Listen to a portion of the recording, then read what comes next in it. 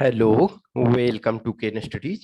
CAPF AC के लिए जो 2022 का एग्जाम देने का प्लान बना रहे हैं, ये उनके लिए है। ये उनके लिए स्ट्रेटजी है। और विद प्रीवियस ईयर एनालिसिस, जो प्रीवियस ईयर्स में क्वेश्चन आ चुके हैं, तो इसमें हम आपको 2012 से लेकर के और 2020 तक 21 तक दिखाएंगे कि कितने क्वेश्चंस पूछे गए हैं, क्या आपको सोर्स फॉलो करना है। और अभी जो आपके पास टाइम बचा हुआ है, अभी बहुत सफिशिएंट टाइम है, उसमें आपको क्या करना है। प्रीवियस ईयर के क्वेश्चंस हम ऑलरेडी डिस्कस कर चुके हैं। देखो, जो 2012 से, ये सॉरी 2011 से लेकर के और 2020 तक का डिस्कस प्रॉपर किया जा चुका है। और जो आपका वो ईयर वाइज हमने किया हुआ है। और जो 21 का है, उसमें हम जो डिटेल है वो क्वेश्चन भी एनालिसिस करेंगे। जब उसका एनालिसिस करेंगे तो उसके डिस्क्रिप्शन में आपको पहले का सारे का जो लिंक दिया हुआ रहेगा। तो आप प्रीवियस ईयर पेपर, जो कहते हैं ना, प्रीवियस ईयर पेपर एक बेस्ट आईना है। वो सबसे सर्वोत्तम आईना है जिसके थ्रू आप देख सकते हो कि क्वेश्चन किस ढंग से पूछा जाता है। देखो, जो आ चुका है अब तक, और 1 ईयर की बात नहीं है कि 1 ईयर में आपके पास मल्टीपल टाइम्स है। ये 10-11 ईयर्स का आपको प्रोवाइड किया जा रहा है, तो उसमें आप देखो, उससे आपको अंदाजा लग सकता है कि यस, हमें कहाँ करना है। यस, इकोनॉमिक्स के कुछ क्वेश्चन ऐसे होते हैं, डेटा वाले होते हैं, या कुछ ऐसे फैक्ट्स वाले जिसमें थोड़ी मुश्किल हो जाती है। लेकिन हम सब क्वेश्चन तो हमें करना नहीं है। जो बेसिक है, कभी भी मैं हर बार ये बोलता हूं कि हमें घबराना चाहिए बेसिक क्वेश्चन से। घबराना इन द सेंस कि ऐसा नहीं है कि उससे वो गलत हो, इस बात से हमें टेंशन लेना चाहिए कि बेसिक क्वेश्चन, जो सिंपल क्वेश्चन, वो नॉर्मल क्वेश्चन जो सब कर सकते हैं, जो बेसिक्स एनसीईआरटी में दिए हुए हैं, वो क्वेश्चन हमसे होने चाहिए। टफ है उसको छोड़ दो। इकोनॉमी में भी हर सब्जेक्ट की तरह मान के चलो कि एवरेज, जैसे अभी तक जो है लोएस्ट एक तरह से सपोज 8 क्वेश्चन आए, और जो हाईएस्ट आपके हैं एक तरह से 21 क्वेश्चन है। तो हाईएस्ट 21 क्वेश्चन और लोएस्ट, ये इसमें जो है 10 to 15 अप्रॉक्स वेरी करते रहते हैं रिलेटिवली। जो है इससे क्वेश्चन 1 ईयर में सिर्फ 21 पूछा गया था, अदरवाइज जनरली 10 to 15 के आसपास क्वेश्चन पूछे जाते हैं। तो मैं मानता हूं कि एवरेज मैं लोएस्ट लेकर के ही चल रहा हूं कि 10 क्वेश्चन ही पूछा गया। 3 फॉर एग्जाम्पल आप नहीं जान रहे हो, लीव दैट।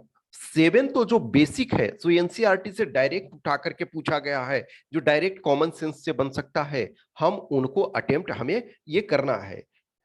मैं जनरली प्रिपरेशन ड्यूरेशन में कैंडिडेट से जितने इंटरेक्शन होते हैं, the more interaction I get from candidates, the more I come to know. तो उसमें हम देखते हैं कि बहुत सारे कैंडिडेट हैं जो इकोनॉमी को, कुछ का साइंस का प्रॉब्लम होता है, जो प्योर आर्ट्स बैकग्राउंड के हैं, जिन्होंने 10th के बाद साइंस को नहीं छुआ है, उनको साइंस बड़ा चैलेंजिंग लगता है। और एक इकोनॉमिक्स, इकोनॉमिक्स जो है, इकोनॉमी, इंडियन इकोनॉमी से मेजोरिटी क्वेश्चन आपके इंडियन इकोनॉमी से पूछे जाते हैं, लेकिन कुछ जो कोर इकोनॉमिक्स से भी पूछे जाते हैं। तो जब हम देखते हैं कि मेजोरिटी ऑफ कैंडिडेट बोलते हैं एक तो इससे क्वेश्चन कम आता है, तो इसको क्या छोड़ दें। आज के डेट में मैं बार बार यही कह रहा हूं कि किसी को भी नहीं छोड़ना है। जो छोड़ना है आपको, सब में कुछ ना कुछ छोड़ना पड़ेगा। जो टफ क्वेश्चन है वो हिस्ट्री में भी छोड़ना पड़ेगा, वो पॉलिटी में भी छोड़ना पड़ेगा। आप 50 बार लक्ष्मीकांत को पढ़े हुए हो, फिर भी आपको कुछ क्वेश्चन छोड़ना पड़ेगा, या कुछ क्वेश्चन को आप जबरदस्ती अटेम्प्ट करोगे तो वो गलत होता है। सिंपलेस्ट से सिंपलेस्ट सब्जेक्ट जो आपको लग रहा है कि जिस पर हमको फुल कमांड है, उसमें भी कुछ क्वेश्चन ऐसे टफ होंगे जो कि आपसे नहीं बनेगा। और जो सब्जेक्ट आपको लगता है ये बहुत पेनफुल है, बहुत प्रॉब्लम है, उसमें भी कुछ क्वेश्चंस बेसिक होंगे जो आपको आराम से आपसे बन जाएंगे। तो क्वेश्चन जो भी है प्रीवियस का, हमने बताया 2011 से 20 तक ऑलरेडी दिया हुआ है, ऑलरेडी हमने सोल्व किया हुआ है, वो आपको कराया हुआ है। और जो 21 का है उसका हम डिटेल आपको सोल्व करवाएंगे अभी जस्ट एक दो दिन में, ठीक है ना। तो आप इसको देखो। पहले सबसे पहले एक तरह से ये 2012 से यदि हम देखते हैं, अब इसमें देखो 6 क्वेश्चन यदि है तो इसमें कुछ और क्वेश्चंस को कुछ को हमने एलिमिनेट एक तरह से कर दिया है कि जो मुझे अब यदि उसको इकोनॉमी में कुछ करंट के जैसे हैं या कुछ उस ढंग से है, तो इसमें फॉर एग्जांपल 6 लोएस्ट में है, फिर देखो 8 लोएस्ट में है, इसके बाद 6 और 8 लोएस्ट के बाद देखा जाए हर ईयर में डबल डिजिट में। अब फॉर एग्जांपल देखो इसमें हमने 2011 में सॉरी 2000 जो 21 है उसमें मात्र 11 क्वेश्चन रखा है, लेकिन जब हम आपको सोल्व करवाएंगे तो उसमें करीब 15 क्वेश्चन आपको प्रोवाइड कराएंगे। अब ये क्या है कि कुछ क्वेश्चन को हम प्योर इकोनॉमी में कैलकुलेट करने में हमने उनको एलिमिनेट किया है, लेकिन जब हम आपको क्वेश्चन सोल्व कराएंगे, क्वेश्चन जब देंगे तो उसमें हम कुछ क्वेश्चंस को उनको भी ऐड करेंगे।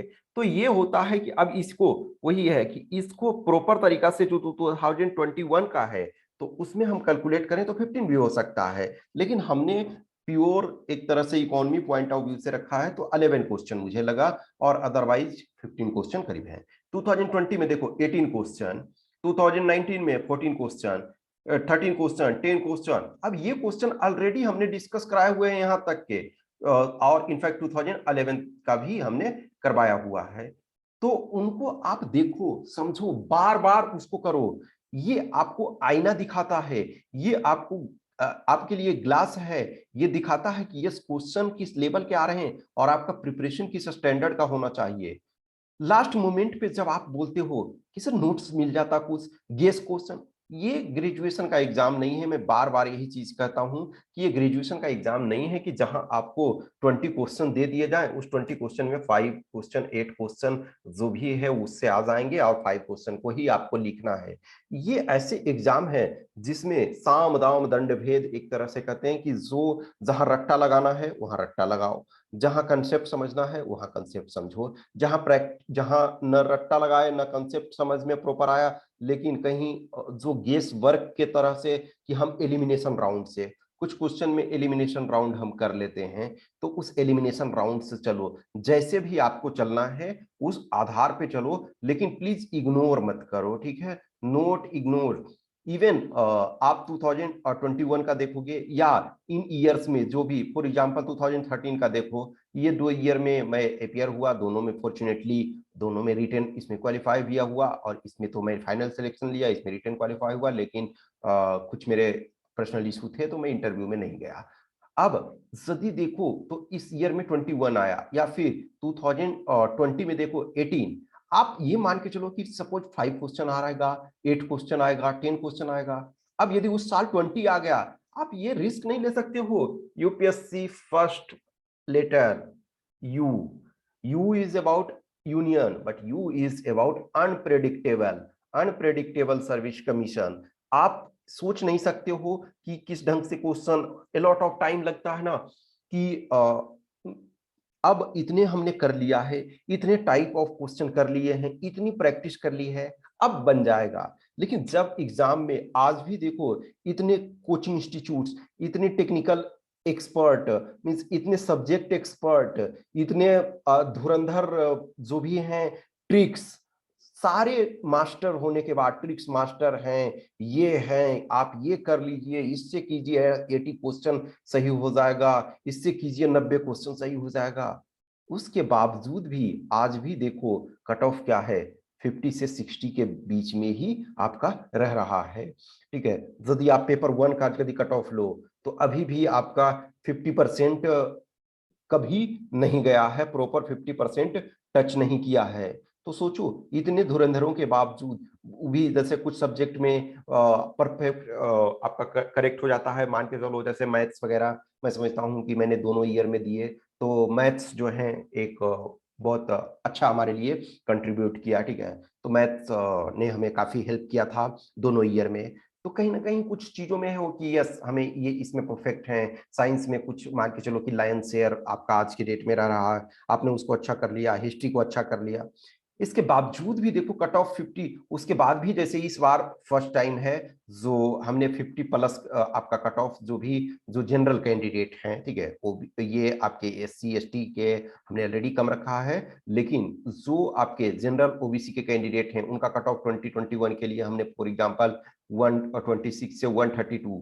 तो देखो अभी भी ये तो क्लोज 50% है, उसके बाद भी बहुत सारे लोग ये में खड़ा विरोध में एक तरह से खड़ा हो गए। विरोध इन द सेंस ये नहीं कर सकते, क्वेश्चन राइज किए कि इतना नहीं जा सकता है, आप हवा में बात कर रहे हो।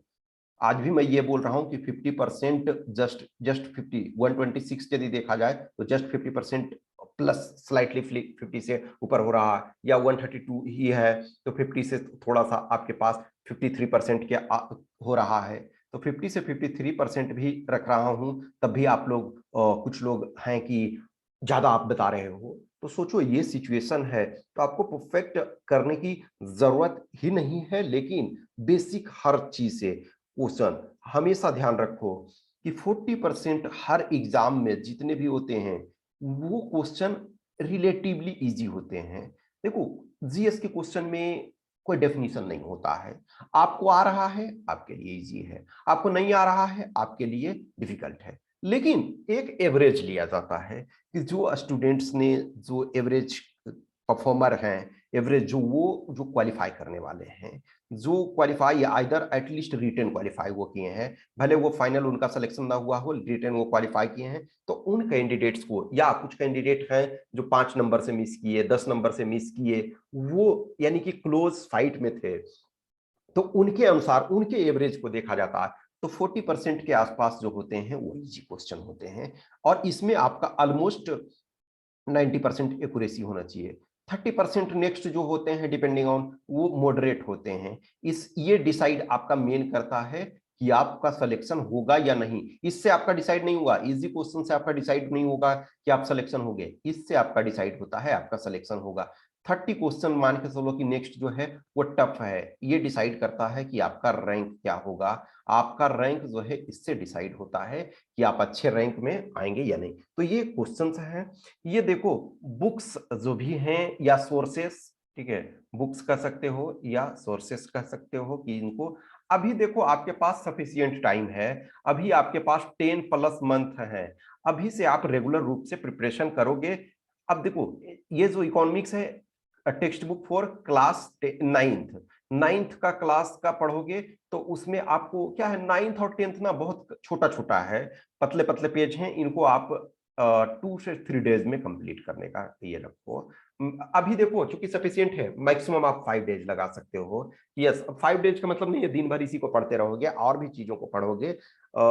इनफैक्ट देखो यदि आप पूरे तरह से पढ़ना चाहोगे तो 1 डे में आपका कंप्लीट हो जाएगा, लेकिन मैं फिर भी कहता हूँ जनरली 2 to 3 डेज रखो। अदरवाइज आपको कुछ ऐसा लगता है तो 5 डेज आप मैक्सिमम रख सकते हो। फिर इसको अंडरस्टैंडिंग इकोनॉमिक डेवलपमेंट जो है वो आपका क्लास 10th का। अब देखो मेन डिटेल में जो है Indian economic development class 11th का पढ़ना है। इसमें आपका इंडिया इंडिपेंडेंट होता है उससे लेकर के एक तरह से प्रेजेंट में, इसमें इन द सेंस की करेंट डेटा, करंट चीजें आपके नहीं रहेगी, एक तरह से 2010 के आसपास तक की चीजें आपको मिलेंगी मान के चलो। तो ये एक तरह से प्रेजेंट तक एक तरह से ट्रीट किया जाता है कि इंडिपेंडेंस से, सिंस इंडिपेंडेंस और अभी तक एक तरह से, ठीक है। फिर आपको introductory micro economics class 12th का, क्लास 12th में एनसीईआरटी में जो है वो 2 बुक है। तो एक आपका जो है इंट्रोडक्टरी माइक्रो इकोनॉमिक्स और एक है माइक्रो। देखो जब अंतिम एग्जाम के टाइम रहता है तो मैं बोलता हूं कि चलो इसको छोड़ सकते हो, लेकिन हमने प्रीवियस ईयर के कुछ क्वेश्चंस देखे हैं तो आप इसको भी इग्नोर नहीं कर सकते हो। जैसे फॉर एग्जांपल बहुत सारी चीजों को होता है प्रोडक्शन वगैरह वाला, तो ये आपको जरूरी है, 2021 में भी पूछा गया है, तो अभी आपके पास टाइम है तो ये भी करो। और तो एक तरह से क्या आपके पास है, टोटल 5 बुक्स होते हैं, तो 5 बुक्स उसको नहीं देखो, 9th और 10th वाला ये मजाक में है, 9th और 10th मजाक में, ये एक तरह से आपका 3 ही बुक है। और तीनों बुक में से देखो एक जो है थोड़ा सा मोटा, आपका 11th क्लास वाला भी है, ये है, और ये भी दोनों देखो पतली पतली बुक्स हैं, 100 समथिंग पेज के ही जस्ट हैं। तो यदि हम सारे को 5 ऑल 5 को कंबाइन कर ले तो आपके पास ऑलमोस्ट 500 पेजेस हो रहे हैं, 500 पेजेस, ठीक है। इनफैक्ट जो एक्चुअल पढ़ना है उसमें 5 से भी थोड़े से कम हो जाएंगे, लेकिन 500 पेजेस। अब अकेले लक्ष्मीकांत का पॉलिटी देखो 800 पेजेस करीब करीब है, 800 समथिंग पेजेस है। तो ये आपका एक अकेले लक्ष्मीकांत आपका 800 पेजेस हो रहा, और ये जो है आपका 500 पेजेस सारे बुक्स मिला करके। फिर देखो जब बजट आपके आते हैं, तो बजट और इकोनॉमिक सर्वे को आपको डिटेल, बजट वाला डॉक्यूमेंट आप जो आता है उसको आप पढ़ सकते हो, क्योंकि बजट वाला डॉक्यूमेंट बहुत भास्ट नहीं होता है। और इनफैक्ट आप 2-3 बार जो फाइनेंस मिनिस्टर होते हैं उनका बजट सुन लो 2-3 बार, तो मैं समझता हूं उसको पढ़ने की जरूरत नहीं, और उसमें कुछ जो इंपॉर्टेंट लगे वो नोट्स कर लो। इकोनॉमिक सर्वे आपको डिटेल नहीं पढ़ना होता है। यदि कोई मान के चलो कि इंडियन इकोनॉमिक सर्विस के तैयारी कर रहे हैं, या फिर जिनका इकोनॉमिक्स मेंस है सिविल सर्विसेज में, या फिर जो पेपर 3 का डिटेल मेंस लिख रहे हैं, उनके लिए डिटेल की जरूरत होती है। अदरवाइज क्या है आपका शॉर्ट समरी आपको मिल जाता है जब आता बजट आपका इकोनॉमिक सर्वे जब आता है तो वो मिल जाता है। अब देखो करंट अफेयर्स जो भी है और स्कीम्स, ये करंट अफेयर्स आप सब सब्जेक्ट में करते हो तो ये आपको करना। बजट का आपको स्पीच सुन लो, कुछ उसमें देख लो, कुछ एमसीक्यू वगैरह सोल्व कर लो कहीं से जहां से भी होता है। और इकोनॉमिक सर्वे का या तो जो समरी है वो मार्केट से खरीद लेना है उस समय, अभी इसकी जरूरत नहीं है। अभी क्या करना है, अभी देखो अभी मेनली आपको ये करना है, ये जो एनसीईआरटी है और प्रीवियस ईयर पेपर, ये आपको ये इतने इन दोनों को ये करना है। तो इसमें 5 ये बुक्स हैं। देखो मेरा कहना है ना कि जो बेस है जितने एनसीईआरटी वाले हर सब्जेक्ट का आपको दिसंबर तक क्लियर होने चाहिए। अभी आपका सितंबर एंड होने वाला है, तो आपके पास 3 मंथ्स हैं, अक्टूबर नवंबर दिसंबर। तो दिसंबर तक प्रॉपर तरीका से एनसीईआरटी का एटलीस्ट आपको कवर होना चाहिए। जो भी आपके आए किसी भी सब्जेक्ट में। अब रेपो रेट है तो आप नहीं घबराओ कि अरे रेपो रेट क्या था, या फिर ज्योग्राफी में आ गया डोल ड्रम क्या आ गया, तो ये नहीं आपको टेंशन लेने की जरूरत है। कोई टाइप के टंड्रा बायोम आ गया, अरे ये क्या है, ये आपको आश्चर्य नहीं होना चाहिए।